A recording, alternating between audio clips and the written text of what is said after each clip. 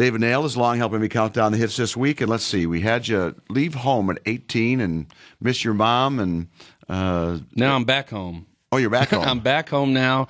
And, so you came here and then went back home? Went back home to, I call it home, Jonesboro, Arkansas. It's about 45 minutes from where I grew up and went to school there. And then I guess after a year and a half of that, I made another brilliant decision that the pull of Nashville was, kind of, I was yearning for that. And so I decided to ask my parents if they would put a year's tuition towards me moving to Nashville and trying to pursue this dream.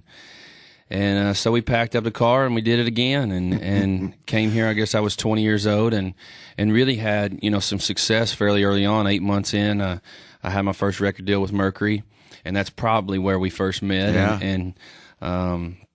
I was just a baby, and I thought to myself then, wow, this is easy, man. The rest of my life is taken care of, and I'll just tour around the country making music and making videos and have me a big, nice house in Green Hills, and, life's taken care of. And lo and behold, that wasn't the case. What?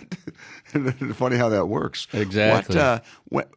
Was music always a part of your life, or was there's this epiphany later on that you're going to do music instead of sports? I think subconsciously it always was. My father was a band director for 31 years, and I grew up playing the drums. I would follow him up to the band room and, steal all of my sister's, Guns N' Roses and Poison records and White Snake and take them up to the band room and play them really loud and try to play along with them. And but at the same time, sports was a big part of my life too. So those two always kind of mirrored each other. And were you in a band in high school, or?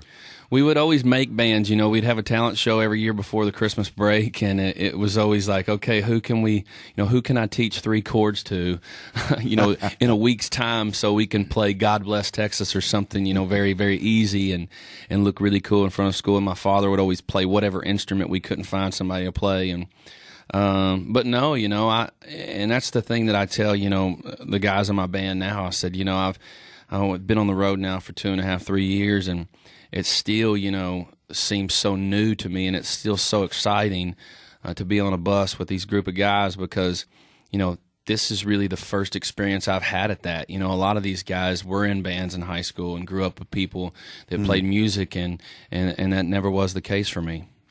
Interesting, too. The Odyssey, I guess. I mean, were you always the lead singer, though? Oh, yeah. I always had to have the microphone. I wasn't a very good sharer when it came to the microphone. I always felt like, hey, you guys kind of stay over there and do what I told you, and you let the boss here take control.